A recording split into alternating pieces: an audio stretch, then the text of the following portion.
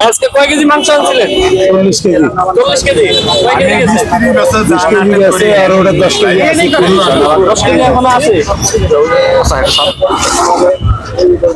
রান্না বান্না করে আমি আসছি রামপুরা থেকে। রামপুরা থেকে আসছেন, কেমন লাগে খাবার? হ্যাঁ, অনেক ভালো লাগে। আমি দুদিন পর্যন্ত অনেক অসুস্থ, ভাত খেতে পারতেছিলাম না, এটা সত্যি কথা। পরে আমি ভাইরে বললাম যে আমি একটু যাবো ওইখানে, দেখি রুচিটা চেঞ্জ হয় কিনা।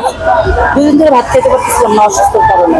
এই ভাইরাল দেখে মানে মিজান ভাইয়ের কাছে আমার ভালো লাগতেছে। আসলে আগের মিলাদ যেরকম হইতো, মানুষ মনে করে কি যেরকম মিলাদ, এরকম ভালো লাগা থেকেই মানুষ আসা। এটা হচ্ছে আমিও আসছি।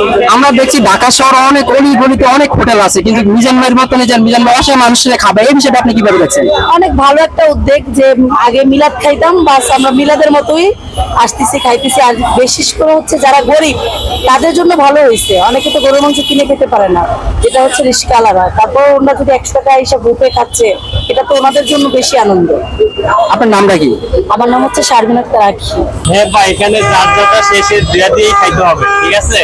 মিজান ভাইয়ের বাপের ভাইরাল হোটেলে আসছি গাজীপুর থেকে খাওয়ার জন্য, কারণ আইসা দেখি সব পরিস্থিতি একই, যার যার প্লেট শেষে দিয়া দিয়ে খাইতে হবে। মানে গাজীপুর থেকে আপনি এই জায়গায় আসলে আগার কথা বলা? জি জি জি, কাশিমপুর, গাজীপুর কাশিমপুর। আপনার সাথে কে আসছে? আমার ওয়াইফ। আপনার ওয়াইফ নিয়ে আসছেন? জি জি।